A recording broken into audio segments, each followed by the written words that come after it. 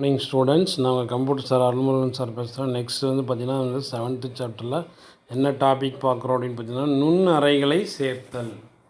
எப்படி நம்ம நுண்ணறைகளை சேர்க்க வேண்டும். ஏற்கனவே உள்ள நுண்ணறைகளுக்கு இடையே ஒரு புதிய நுண்ணறையை சேர்க்க. நம்ம ஏற்கனவே ஒரு நுண்ணறை இருக்குது, ஒரு நுண்ணறைக்கும் இன்னொரு நுண்ணறைக்கும் இடையில் ஒரு புதிய நுண்ணறையை சேர்க்கலாம். நுண்ணறையின் மேல் வலது கிளிக் செய்வோம். அந்த நுண்ணறையில் வச்சுட்டு வலது கிளிக் செய்வோம். இது நுண்ணறை அப்படின்னு பார்த்தீங்கன்னா, இப்போ இதுதான். இது ஒவ்வொன்றும் ஒவ்வொரு நுண்ணறை, ஒவ்வொரு பாக்ஸ் இருக்குல்ல, இது இப்போ தான் தமிழில் நுண்ணறை அப்படின்னு சொல்கிறோம். ஒவ்வொன்றும் ஒவ்வொரு நுண்ணறை. இந்த நுண்ணறையின் மேல் வலது கிளிக் செய்யவும். ஸோ இப்போது தோன்றும் மேல் மீட்பு பட்டியலிருந்து இதில் வலது கிளிக் செஞ்சோம் அப்படின்னா மேல் மீட்பு பட்டி தோன்றும். அதில் பார்த்திங்கன்னா இன்சர்ட் கட்டளையை கிளிக் செய்வோம். அதில் நம்ம வலது கிளிக் பண்ணோம்னா இன்சர்ட் அப்படின்னு ஒரு கட்டளை வரும், அதை கிளிக் பண்ணணும். ஸோ அடுத்தது பார்த்திங்கன்னா இப்போது இன்சர்ட் செல் உரையாடல் பெட்டி, இன்சர்ட் செல்லுன்னு சொல்லிட்டு ஒரு உரையாடல் பெட்டி வந்துடும். அதில் எத்தனை இது இருக்குதுன்னு பார்த்தீங்கன்னா கீழ்காணும் 4 விருப்பத் தேர்வுகளுடன் தோன்றும். 4 விருப்பத் தேர்வுகள் அதில் இருக்கும். 4 விருப்பத் தேர்வுகள். ஸோ அது என்னென்ன அப்படின்னு பார்த்தோம்னா, இருக்குது என்னென்ன இருக்குது, என்னென்ன இருக்குதுன்னு பார்த்தீங்கன்னா ஷிஃப்ட்டு செல் டவுன். ஒரு செல்லை ஷிஃப்ட் பண்ணி அப்படியே டவுனில் ஷிஃப்ட் பண்ணுறது. ஷிஃப்ட்டு செல் ரைட்டுனா ஒரு செல்லை ரைட் சைடில் ஷிஃப்ட் பண்ணுறது. என்டையர் ரோவையும் நம்ம என்ன பண்ணலாம், ஆட் பண்ணலாம், டெலிட் பண்ணலாம். ஸோ என்டையர் காலம் ஒரு என்டையர் காலத்தை நம்ம ஆட் பண்ணலாம், டெலிட் பண்ணலாம். இது மாதிரி 4 இருக்கும். இந்த 4 விருப்பத் தேர்வுகளில் ஏதேனும் ஒன்றை தேர்ந்தெடுக்கவும். சரி, இது 4 ஏதோ ஒன்று செய்யணும். ஃபஸ்ட்டு ஷிஃப்ட்டு செல் டவுன் அப்படின்னா என்ன அப்படின்னு பார்த்தோம்னா, ஷிஃப்ட்டு செல் டவுன்னா தற்போது உள்ள நுண்ணறை எங்கு உள்ளதோ அங்கு புதிய நுண்ணறை செருகப்படும். தற்போது உள்ள நுண்ணறை அங்கிருந்து அந்த இடத்துல ஒரு புதுசாக ஒரு நுண்ணறை செருகப்படும். ஏற்கனவே உள்ள நுண்ணறை கீழ்ப்பக்கமாக நகர்த்தப்படும். ஏற்கனவே இருக்கிறது கீழே நகர்ந்துடும். அதாவது என்ன சொல்லணும்னா, இப்போ இது மாதிரி ஒரு செல்லு இருக்குது இல்லையா, இது மாதிரி ஒரு செல் இருக்கா. அப்போ ஏற்கனவே இப்போ புதுசாக ஒன்று வந்தோன்னா நம்ம கீழே வந்துடும். இங்கே இருக்கக்கூடியது இங்கே வரும் அப்படின்னு சொல்கிறாங்க. அதாவது புதிய நுண்ணறை, ஏற்கனவே உள்ள நுண்ணறை கீழ்ப்பக்கமாக நடந்துடும். இப்போ இங்கே இருக்கிறது பார்த்திங்கன்னா இங்கே வந்துடும், இங்கே இருக்கிறது இங்கே வந்துடும். ஷிஃப்ட்டு செல் ரைட்டு, இது ரைட் சைடு அப்படியே மூவ் ஆகும். தற்போது நுண்ணறை எங்கே உள்ளதோ அங்கே புதிய நுண்ணறை செருகப்படும். ஏற்கனவே உள்ள நுண்ணறைகள் வலது பக்கமாக நகர்த்தப்படும். நம்ம பார்த்திங்கன்னா நம்ம வலது பக்கமாக நகர்த்தினாங்க. இது மாதிரி இருக்குன்னு வச்சுக்க, செல் இருக்கு இல்லையா, வலது இங்கே இருக்கிறது இங்கே வரும், இங்கே இருக்கிறது இங்கே வரும். அப்போ இங்கே இருந்தது என்ன பண்ணோம், வலது பக்கம் நகர்ந்தது. இது ஷிஃப்ட்டு செல் ரைட். அடுத்து என்டையர் ரோ அப்படின்னா ஒரு புதிய வரிசையை சேர்க்கலாம். ஒரு புதிய வரிசையை சேர்க்கணும் அப்படின்னா என்டையர் ரோ, என்டையர் காரணம் ஒரு புதிய நெடுவரிசையை சேர்க்கிறதுங்க. இதுதான் இன்சர்ட் செல் டயலாக் பாக்ஸு. இந்த இன்சர்ட் செல் டயலாக் பாக்ஸில் இந்த 4 ஆப்ஷன்ஸ் இருக்கும். என்னென்னு பார்த்தீங்கன்னா ஷிஃப்ட்டு செல் டவுனு, ஷிஃப்ட்டு செல் ரைட்டு, என்டையர் ரோ, என்டையர் காலம். இது எக்ஸாம்.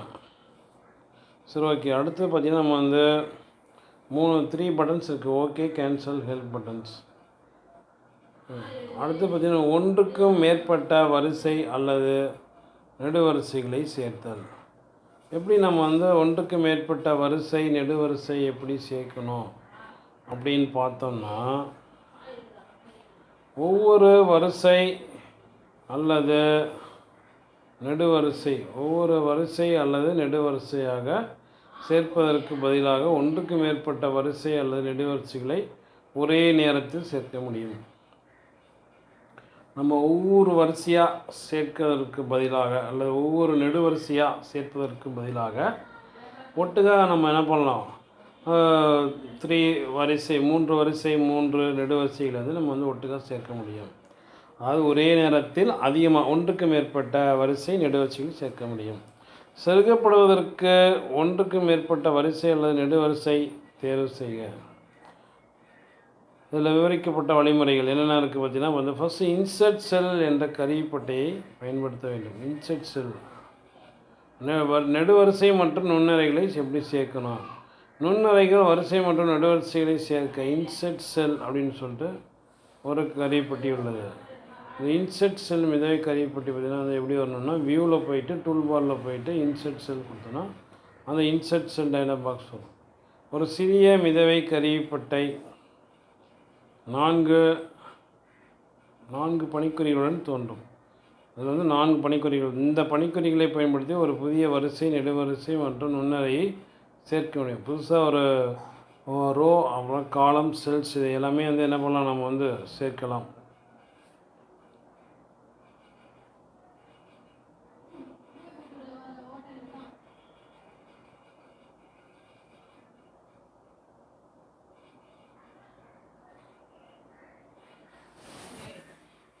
ஸோ நம்ம ஒன்றுக்கு மேற்பட்ட வரிசை, நெடுவரிசை இதெல்லாம் வந்து நம்ம சேர்க்கலாம். ஸோ இப்படி தான் வந்து சேர்க்கணும் அதில். ஸோ அதில் அடுத்தது பார்த்திங்கன்னா நம்ம வந்து இதை இன்செர்ட் செல் இருக்கு இல்லையா, அதில் பார்த்திங்கன்னா 4 ஐக்கான்ஸ் இருக்குது. இந்த 4 ஐக்கான் தான் நம்ம வந்து சொல்லியிருக்கோம். இந்த ஃபஸ்ட்டு புதிய வரிகளை சேர்க்க, புதிய நெடுவரிசைகளை சேர்க்க, வலது ஓரத்தில் ஒரு சிற்றறையை சேர்க்க, கீழே ஒரு சிற்றறையை சேர்க்க. அதான். ஸோ அடுத்து பார்த்திங்கன்னா இதான் இன்செர்ட் செல் மிதவை கருவிப்பட்டி. இன்செர்ட் செல் மிதவை கருவிப்பட்டியில் எத்தனை இது இருக்குன்னா 4 இருக்குதுன்னு சொல்லுவாங்க. என்னென்ன பேருன்னு கேட்டாங்கன்னா இந்த 4 பேர் எழுதினா 2 மார்க். அடுத்தது வரிசை மற்றும் நெடுவரிசைகளை நீக்குதல். எப்படி வந்து ஒரு வரிசை, நெடுவரிசை நமக்கு வேண்டாம்னா எப்படி நீக்கிறது அப்படின்னு பார்த்திங்கன்னா, ஒற்றை அல்லது ஒன்றுக்கு மேற்பட்ட வரிசை நெடுவரிசைகளை நீக்கும். ஒரு வரிசையோ அல்லது ஒன்றுக்கு மேற்பட்ட வரிசை நெடுவரிசைகளோ என்ன பண்ணலாம், நீக்க முடியும். ஒன்றை வரிசை அல்லது நெடுவரிசை எப்படி நீக்கணும் அப்படின்னா, சுட்டியை பயன்படுத்தி ஒற்றை வரிசை அல்லது நெடுவரிசையை நீக்கும் வழிமுறைகள். எப்படி நீக்கணும், நீக்கப்பட வேண்டிய வரிசை அல்லது நெடுவரிசையை தேர்ந்தெடுக்கவும். ஒன்று நம்ம எந்த வரிசை நெடுவரிசையை வந்து நீக்கப்படுறோமோ அந்த வரிசையை வந்து தேர்ந்தெடுத்துக்கணும். அதில் போய்ட்டு எடிட்டில் போய்ட்டு டெலிட் செல் கட்டளையை தேர்வு செய்யணும். எடிட்டில் போய்ட்டு டெலிட் செல் அப்படின்னு ஒரு கமாண்ட் இருக்கும், அதை வந்து நம்ம வந்து தேர்வு செய்யணும். அல்லது நீக்கப்பட வேண்டிய வரிசை அல்லது நெடுவரிசை தலைப்பில் வலது கிளிக் செய்வோம். நம்ம அந்த தலைப்பில் போய் வலது கிளிக் பண்ணோம். ஒன்று வரிசையாக இருந்தாலும் சரி, நெடுவரிசையாக இருந்தாலும் சரி. இப்போது தோன்றும் மேல் மீட்பு பட்டியலிருந்து டெலிட் காலம் அல்லது டெலிட் ரோ என்ற கட்டளை தேர்வு செய்ய வேண்டும். ஸோ அதில் போய்ட்டு நம்ம என்ன தேர்ந்தெடுக்கணும், டெலிட் காலம் அதாவது டெலிட் ரோ என்ற கட்டளையை வந்து தேர்வு செய்ய வேண்டும். நம்ம வந்து ரோ வந்து டெலிட் பண்ணோன்னா டெலிட் ரோ, காலத்தை டெலிட் பண்ணால் டெலிட் காலம். ஸோ ஒன்றுக்கு மேற்பட்ட வரிசை அல்லது நெடுவரிசைகளை எப்படி நீக்குதல் வேண்டும். ஒரே நேரத்தில் ஒன்றுக்கு மேற்பட்ட வரிசை அல்லது நெடுவரிசைகளை நீக்க முடியும். நீக்கப்பட வேண்டிய வரிசைகள் அல்லது நெடுவரிசைகளை ஃபஸ்ட்டு என்ன பண்ணோம், தேர்ந்தெடுத்து கொள்ள வேண்டும். ஃபஸ்ட்டு தேர்ந்தெடுத்துக்கணும்.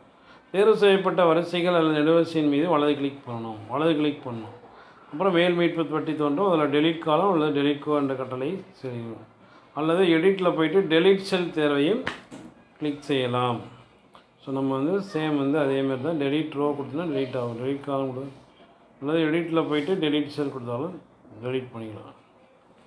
ஸோ இது மாதிரி இப்படி தான் வந்து நம்ம வந்து ஒன்றுக்கு மேற்பட்ட வரிசை நெடுவரிசைகளை வந்து தேர்வு முடியும். ஸோ வரிசை அல்லது நெடுவரிசைகளை அழித்தல் சாத்தியமில்லை. ஸோ இது என்னென்னு பார்த்தீங்கன்னா, நம்ம வந்து வரிசை அல்லது நெடுவரிசை செருகுவதில் கூறப்பட்டது போலவே ஒரு வரிசை அல்லது நெடுவரிசை நீக்குவதும் முற்றிலும் சாத்தியமில்லை. ஒரு வரிசை அல்லது நெடுவரிசை நீக்குவது சாத்தியமில்லைன்னு சொல்கிறாங்க.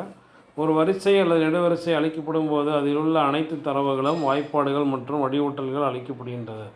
ஒரு வரிசை அளித்தாலும் சரி, உள்ளது நெடுவரிசை அளித்தாலும் சரி, அதில் இருக்கக்கூடிய தரவுகள் வந்து வாய்ப்பாடுகள், வடிவூட்டல் எல்லாமே அழிஞ்சிடும். ஆனால் பார்வைக்கு அந்த வரிசை அல்லது நெடுவரிசை அளிக்கப்பட்டது போல் தோன்றும். ஆனால் பார்வைக்கு நம்ம அதை அழிஞ்சிச்சு அப்படின்னு நம்ம வந்து தோன்றும். ஆனால் வந்து அது வந்து அழியாது.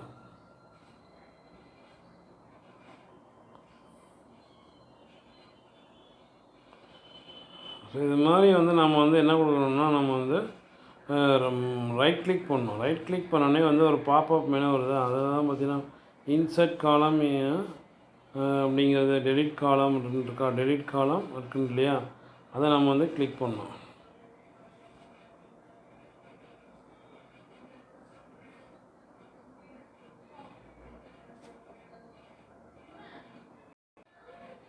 அடுத்தது பார்த்திங்கன்னா நம்ம வந்து அட்டவணை வடிவூட்டல். எப்படி அட்டவணைத்தாள் வந்து வடிவூட்டலாம் அப்படின்னு பார்த்தீங்கன்னா, நுண் அறையில் உள்ள தரவுகளை வடிவூட்டல் செய்வது அத்தரவுகளுக்கு கூடுதலான விளைவை ஏற்படுத்துவதாகும். நம்ம வந்து கூடுதலாக நமக்கு வந்து விளைவு வர்றதுக்கு என்ன பண்ணணும், நம்ம வந்து வடிகூட்டல் செய்கிறோம். அப்போ தான் வந்து வடிகூட்டல் செஞ்சால் தான் பார்க்குறதுக்கு லுக்காக அழகாக இருக்கும். அவ்விளைவுகள் படிப்பவரின் கவனத்தை ஈர்ப்பதற்கு செய்யப்படுகிறது. நம்ம வந்து படிக்கிறவங்க நல்லா இன்ட்ரெஸ்டோடு படிக்கணும் அப்படிங்கிறத நம்ம வந்து அந்த வடிகூட்டல்லாம் செய்கிறோம். அதாவது கூடுதல் விளைவு என்பது என்னென்னலாம் வந்து கூடுதல் விளைவு எஃபெக்ட்ஸ் என்னென்ன எஃபெக்ட்ஸ் இருக்குது என்பதுனா எழுத்து வகையை வந்து எழுத்துரு வகையை மாற்றியமைத்தல், அளவை மாற்றியமைத்தல், எழுத்தினுடைய அளவை மாற்றியமைத்தல், எழுத்தின் நிறத்தை மாற்றியமைத்தல் போன்றவற்றை மாற்றுதல். இது எல்லாமே வந்து என்ன பண்ணணும்னா கூடுதல் விளைவு. தானியங்கு மென்பொருள் திருப்புதல், இந்த தடிமனாக்குதல், அடிக்கோடிடுதல், சாய்வெழுத்தாக்குதல் போன்றவை குறிக்கும். இது எல்லாமே வந்து வடிகூட்டல் தான். புரியுதா? தடிமனாக்குதல் ஒன்று, அடிக்கோடிடுதல் வந்து, மென் திருப்புதல், தானியங்கு மென் திருப்புதல். கால்கில் உள்ள தரவுகள் பல்வேறு வழிமுறைகளில் வடிகூட்டல் செய்யப்படுகிறது. இதில் வந்து பல்வேறு வழிகள் இருக்குது வடிகூட்டல் செய்வதற்கு.